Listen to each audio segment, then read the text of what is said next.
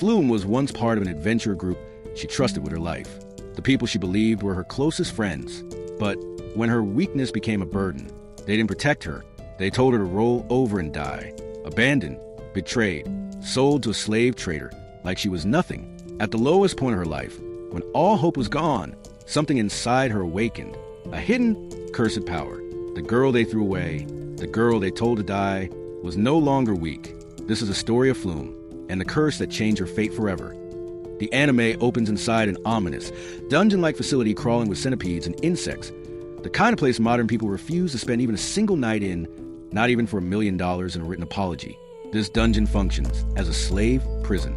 Everyone trapped inside is starving, hallucinating, and enduring what is easily the worst day of their lives, with no hope of survival. The prisoners lack even the energy to speak, and their bones bulge grotesquely through their skin from severe malnutrition. The main character, Flume Apricot, awakens and immediately realizes she has landed in what can only be described as hell with worse interior design. As she scans her surroundings, her gaze locks onto a young girl sitting alone in the corner, completely isolated and strangely unbothered. The girl's eyes are striking, beautiful enough to look as though they were traded for gemstones. Yet they are hollow, empty, and utterly devoid of life. Unlike the other prisoners, she does not beg, cry, or plead to be saved. She simply sits there, not because she is brave, but because she has never known a good day in her life. She has never been close enough to freedom to desire it, nor has she ever understood the concept of hope. Ironically, this ignorance becomes a perfect coping mechanism, keeping her calm even in the grimmest circumstances, though only because she cannot imagine anything better than this existence. Flume, meanwhile, struggles to process her situation. Before she can even gather her thoughts, a grotesquely fat man covered in rings appears outside the cell. With a smug grin and a voice dripping with contempt, he announces that everyone present is a slave, and a worthless one at that. According to him, even slaves must meet a minimum standard to be valuable, and these prisoners fail spectacularly. He declares their worthlessness a personal offense, complaining that he wasted good money buying and feeding them despite receiving nothing in return. While one might assume this would be the point where he cuts his losses and releases them, kindness clearly never appears on his character sheet. Instead, he unleashes a horde of monsters into dungeon, eager to entertain himself by watching useless lives die in agony. As death closes in, Flume's mind floods with memories. She recalls being chosen by the Origin to fight demons and join a prestigious group from her village. That pride quickly collapses into bitterness as she remembers becoming the weakest member, more burdened than help. She relives the painful moment her childhood friend, Cyril, abandons her after growing strong, leaving her behind without a second glance. To make matters worse, one of her former comrades is the very person who sold her to the slave owner, now watching her die for amusement. Back in the present, chaos erupts. Some prisoners attempt to flee the ghouls and fail miserably. One desperate man grabs a sword from the cell, only to discover it is cursed. The blade promptly vaporizes his frail body down to the bone, proving that optimism remains a dangerous hobby in this dungeon. Soon, only Flume and the silent girl in the corner remain alive. Each passing second stretches into an eternity as Flume faces her inevitable death. She realizes she has only one choice left, not whether she will die, but how. She can allow the ghouls to tear her apart, or she can take the cursed sword and go down fighting. Summoning every last ounce of strength, she chooses the sword. This decision changes everything. Instead of being destroyed, her wounds heal instantly the moment she touches the blade. Rather than being crushed by its weight, her body feels lighter and faster. Hope surges through her veins before her mind can even process what is happening.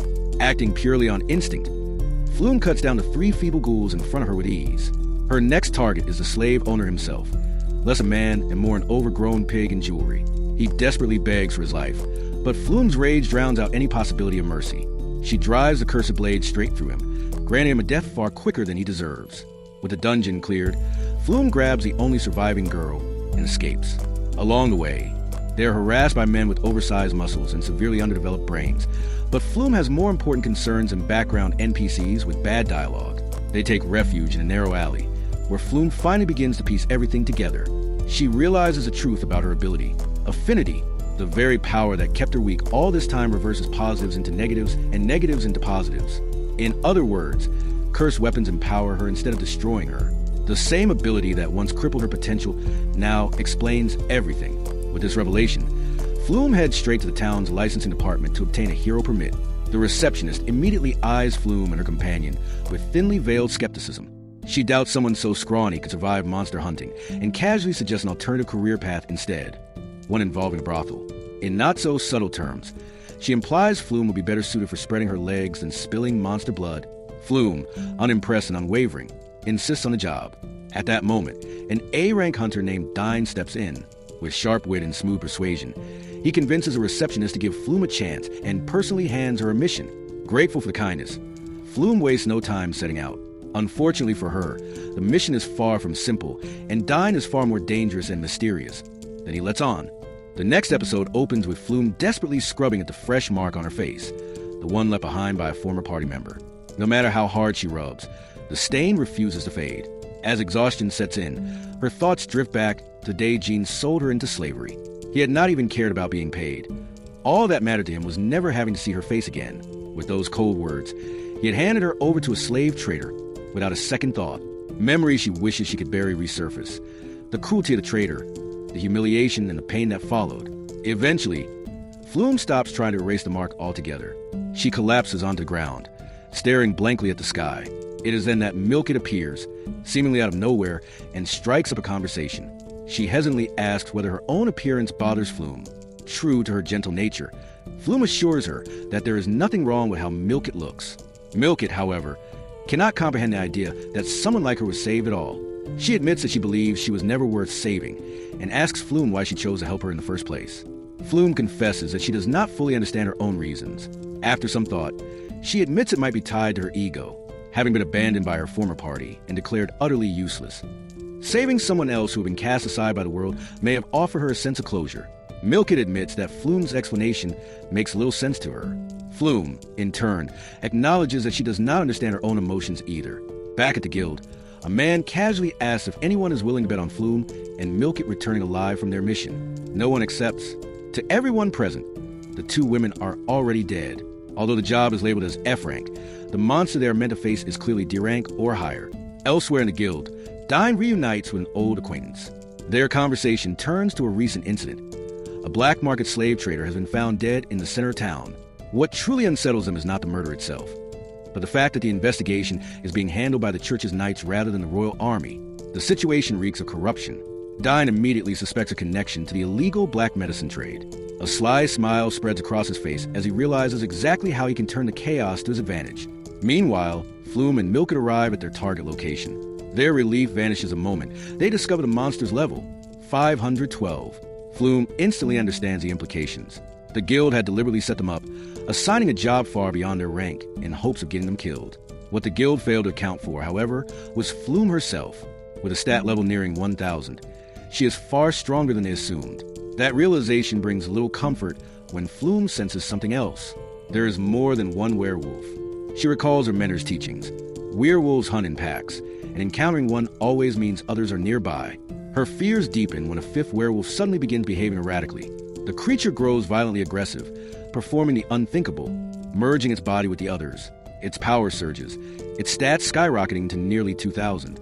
The transformed werewolf immediately locks onto Flume's position and unleashes a devastating attack. The tree she'd been hiding behind is obliterated in an instant, leaving no doubt about the threat she faces. Acting on instinct, Flume draws her sword and braces herself, holding the monster at bay long enough to order Milkett to escape. The werewolf attacks relentlessly. Flume dodges several strikes with ease, and even manages to block one head-on. The exchange gives her confidence. She can fight this thing. As the battle continues, she notices a pattern in the creature's movements. Seizing the opportunity, she counters its attack and charges forward, slicing it cleanly in half and landing behind it. Even bisected, the monster refuses to fall. It twists its body unnaturally and lashes out, managing to slash Flume's arm. The wound burns with agonizing pain, infused with strange and hostile magic. Flume channels her healing ability through her sword, restoring herself almost instantly. Watching her arm regenerate, she briefly wonders whether she herself has become something monstrous. Refusing to hesitate, she attacks again, this time splitting the werewolf vertically, confident that the fight is finally over. Believing the battle won, Flume moves to collect the creature's head as proof for the guild. To her horror, the severed head suddenly comes alive and bites down on her arm. She staggers back, fighting to steady herself. Despite her powerful healing magic, the wound will not regenerate. The creature's saliva carries a twisted magic that repeatedly racks her arm with unbearable pain. Gritting her teeth, Flume makes a brutal decision. With only a moment of hesitation, she severs her own arm. The pain is excruciating, but only for a moment. Her healing magic restores a limb. Within seconds, For an instant, Flume considers running, but doing so would mean remaining the same powerless person she has always been. Instead, she steps forward once more, faces a monster head-on, and resolves to end the battle. This time, she destroys it for good. Meanwhile, Milkit flees deep into the forest, where isolation leaves her alone with her thoughts. As she hides among the trees, memories of her past resurface. She has always been a slave, and the cruel words of her former owners echo relentlessly in her mind, being told she was worthless, that slaves were not human, and that killing her would not even count as murder. Even though her life had been an immediate danger moment ago, those words dominate her thoughts. She has lived so long, without valuing her own existence, that fear no longer registers the way it should. Her spiraling thoughts are abruptly interrupted when Flume appears, completely unharmed by the battle with the werewolf. Milkit is stunned and deeply relieved. Flume is the first master she has ever known who shows no sign of cruelty. Kindness is something Milkit is utterly unaccustomed to, and because of that, she believes she does not deserve it. In her eyes, she is unworthy of Flume. Summoning her courage, Milkit removes the bandage she always wears and reveals a scarred face beneath it. She calls herself ugly and insists that Flume should sell her to someone else, claiming she is useless and only a burden. Flume refuses to see her that way. Without hesitation, she pulls Milkit into a firm embrace and tells her that scars are no reason to abandon someone. For the first time in her life, Milkit experiences genuine affection, something freely given without conditions. In that moment, she realizes she wants to stay with Flume. Neither of them truly understands what happiness feels like, but they agree to search for it together until they can finally grasp it. Elsewhere, the party that betrayed Flume finds themselves struggling. With Flume gone, they quickly realize that she'd been the only one capable of cooking edible meals. Now forced to prepare food themselves, they can barely bring themselves to swallow what they make. After defeating the werewolves, Flume and Milkit return to the Adventurers Guild to collect their reward. When nearby adventurers overhear that the payment is for a werewolf kill, they openly mock Flume. In their eyes, a slave could never defeat such a monster. Flume responds by calmly drawing her cursed sword and knocking one of the men off his chair, asserting her authority without a word. The receptionist verifies the kills and hands over the reward, leaving the entire guild hall in stunned silence. The two then head to a small inn, where the owner treats them with unexpected warmth and dignity. For the first time in a long while, Flume feels safe. Being treated like a human being, rather than a tool or an outcast, is exactly what she needed. That night, she feels genuinely hopeful about the future. She suggests that she and Milkit go shopping the next day. Milkit hesitates, insisting that there is no point in buying clothes for a slave. Flume counters firmly, declaring that as Milkit's master, she orders her to come along. The words are spoken lightly, but they mark the beginning of something far more meaningful, a bond between two girls. One had never possessed anything in her life, while the other had lost everything she once had. Yet, beyond the distant trees, danger still lingers. Deep within the forest, the werewolf Flume believes she had slain stirs, barely alive. With hatred burning in its eyes, it utters a chilling vow: "You will pay." The third episode opens with Milkit undergoing a complete makeover. She is getting a new haircut, a new dress, and an overall transformation that drastically changes not only her appearance, but also how she feels about herself. Flume, too, is wearing new clothes. After all, slaying a werewolf is no small feat, and the rewards they earn are finally allowing them to live a little more comfortably. Despite the fresh look, Milkit is unable to fully accept Flume's kindness. Having spent her entire life as a slave, she does not know how to respond to such generosity. In her mind, all she can think about is how wasteful it is to spend so much money on her. She believes she could have served Flume just as well in the cheapest clothes available. Instead, Flume has gone out of her way to buy her expensive garments and make her look presentable. Noticing Milkit's discomfort, Flume places a hand on her shoulder and gently reminds her that Milkit matters to her. She explains that Milkit's happiness is directly tied to her own. Reassured, the two continue shopping, purchasing several more items before eventually heading down a stairway. Their calm moment is abruptly interrupted when a man deliberately bumps into them. It is clear that he does so intentionally, using the encounter as an excuse to harass two slaves. The mark on Flume's face openly identifies her as a slave, despite the fact that she killed her former master and escaped. Moments later, the man who shoved her is robbed by two of Dine's men. Flume notices what happens but feels no immediate urge to intervene. However, when the thieves target another victim, Flume is compelled to act, activating her cursed armor, which grants her incredible agility. She quickly gives chase. The two thieves split up, fleeing in opposite directions, and briefly leaving Flume uncertain about whom to pursue. Her hesitation is short-lived when another girl joins the chase, pursuing one of the thieves and calling out to Flume to take the other. Flume follows her lead and quickly catches her target. Desperate, the man attempts to fight back by casting a fire spell, but Flume neutralizes it with ease. She closes the distance in an instant and snaps his arm, effectively ending the threat. Soon after, the girl Flume encountered earlier appears before her again, greeting her calmly after successfully capturing her own target. She reveals herself to be a nun from the Church of Origin, and it becomes immediately apparent that her abilities are extraordinary, with her stats far surpassing those of an ordinary individual. Together, they reunite with the victim of the robbery, who is revealed to be Leech Man Cathy, the wealthy owner of a large and prosperous shop. His status and obvious affluence immediately catch Flume off guard, leaving her surprised to find herself standing in the presence of someone so important. Sarah introduces herself to Leech as well, and calmly suggests that the robbers have likely learned their lesson. In her view, it may now be safe to release them. As she speaks, Sarah reflects on her own past, recalling the severe punishments she once received for disobedience. She quietly wonders how those experiences shaped her unwavering ability to follow rules without hesitation. Flume, observing her, cannot help but be astonished by the nun's innocence. Despite possessing overwhelming power, Sarah remains remarkably naive. Flume explains to her that in the real world, criminals like these cannot simply be beaten and released, as a single punishment rarely breaks such habits. Instead, they must be restrained to prevent further harm. After learning that Sarah is a nun, and that Flume is an adventurer, Leech asks to speak with Flume privately, away from Sarah's ears. He confides in her that he has a job offered specifically for her skills as an adventurer. While Flume finds him polite and likable, she cannot shake the feeling that something is amiss. If the job is legitimate, she wonders, why is he not posting it through the official channels of the Adventurers Guild? Despite her instincts warning her otherwise, Flume chooses to hear him out. Leech appears sincere, and his desperation feels genuine. He explains that his wife is gravely ill and that the only way to cure her is through herbal medicine. However, the church has banned the use of herbs for healing, claiming that such practices border on heresy and interfere with divine healing.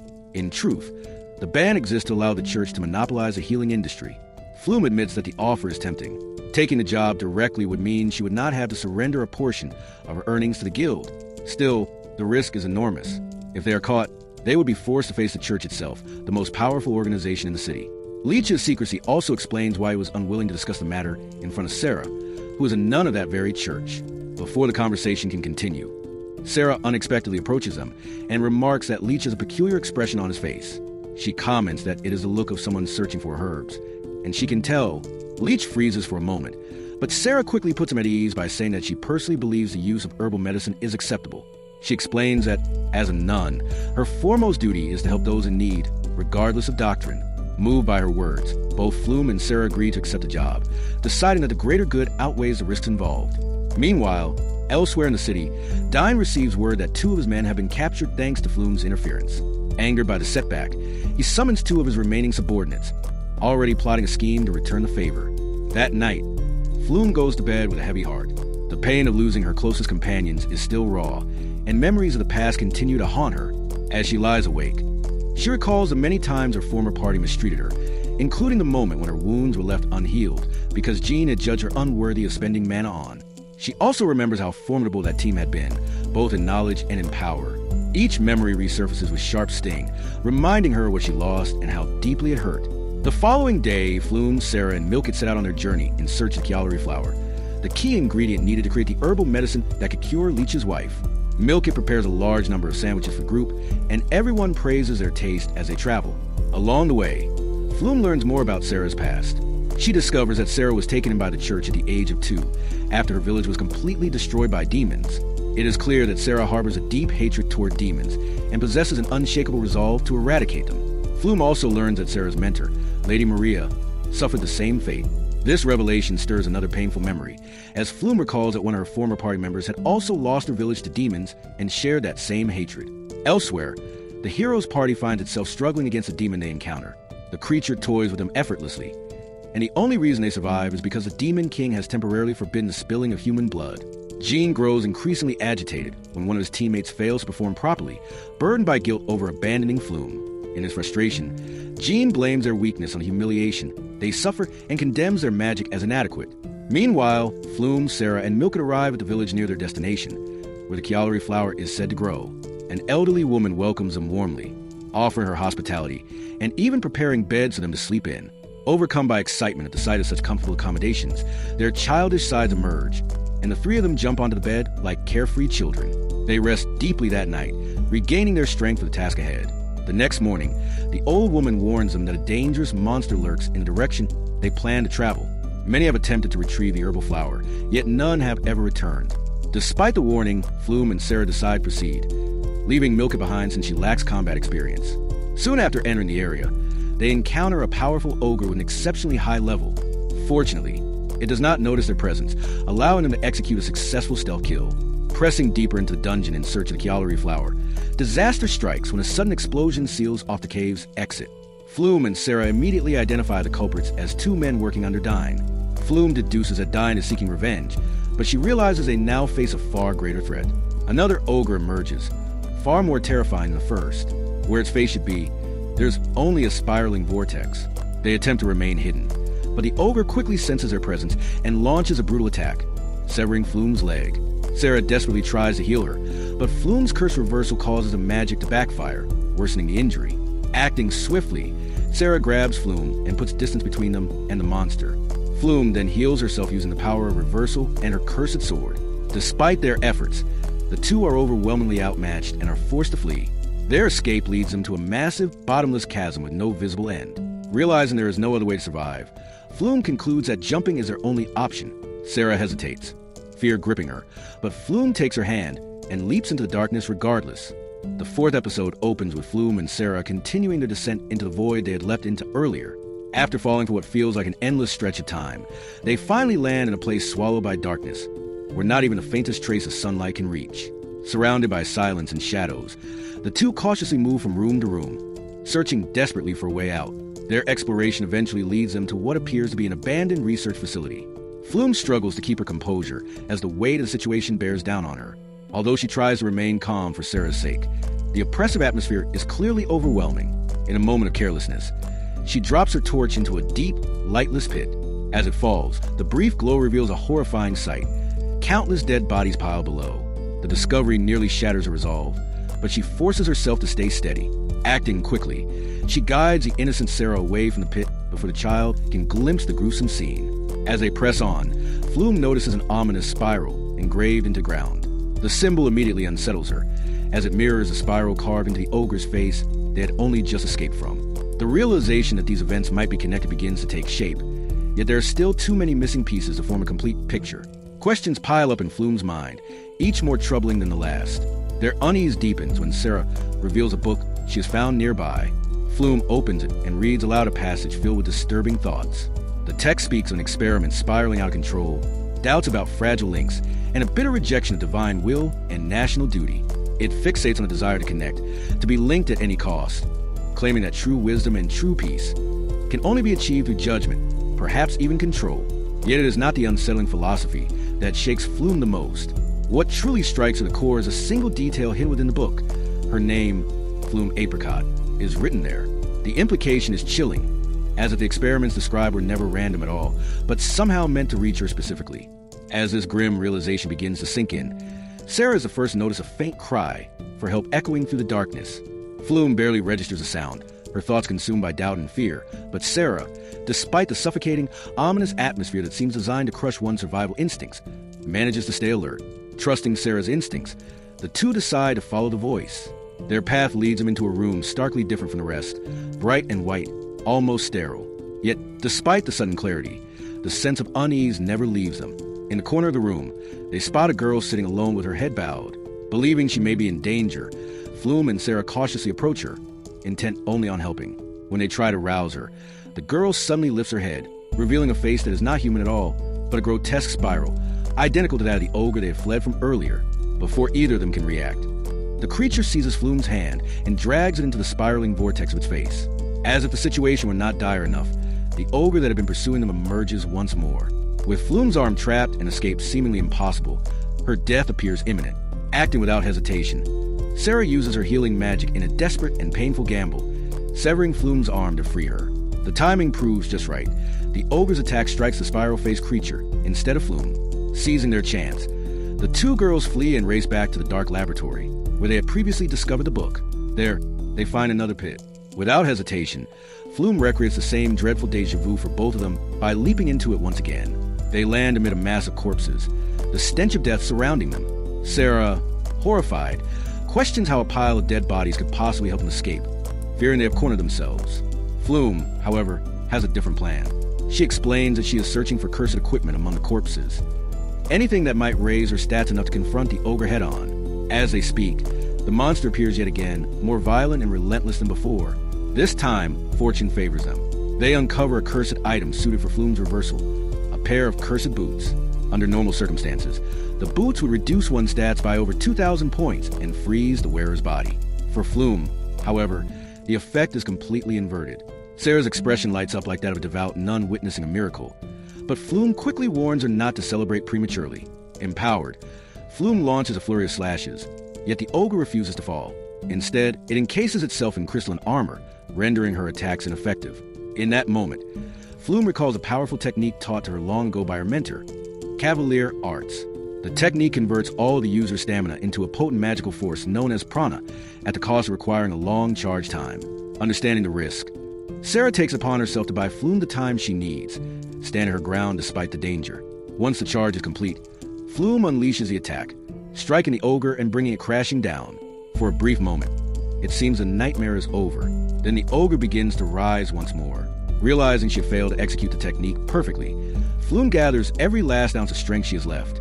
She launches the attack a second time, this time without hesitation or error, and finally slays the beast for good.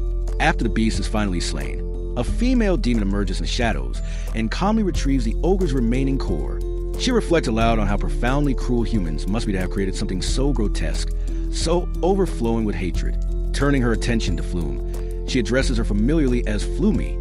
Rather than threatening or killing her, the demon unexpectedly transports Flume to a beautiful garden, intending only to speak with her. When Flume regains consciousness, she instinctively analyzes the demon's stats and is stunned to see that they exceed 30,000, higher than anything she has ever encountered. Alarmed, Sarah rushes forward and attempts to strike the demon, but her attack is effortlessly nullified as the demon traps her inside a floating bubble, rendering her completely harmless. A tense conversation follows, centered on the long-standing conflict between demons and humans. The demon explains her kind no longer kills humans and swears that such actions have ceased. Sarah vehemently rejects this claim, insisting that demons slaughtered her entire village. In response, the demon calmly asks whether Sarah truly witnessed a massacre herself, or whether her belief was shaped by the church's propaganda, which harbors deep hatred toward demons. Faced with the question, Sarah finds herself unable to argue back. The demon then reveals that the horrific experiments they encountered were being conducted under the authority of the church itself. Flume struggles to accept such an accusation, but Sarah supports the claim, recalling the symbols she had seen etched into the walls, marks that clearly indicated the church's jurisdiction over the facility. It also becomes evident that the church had no intention of allowing the torture test subjects to ever become public knowledge. Realizing her mistake, Sarah apologizes for her hostility, and the tension between them eases. In time, they reach an understanding and form an unlikely alliance with the demon. Together, they locate the Cavalier flower and finally begin their journey back home. Yet despite their escape, many questions remain unanswered, especially the mystery surrounding Flume's involvement in everything that has transpired. Why was her name written in the records, and what role does she truly play in all of this?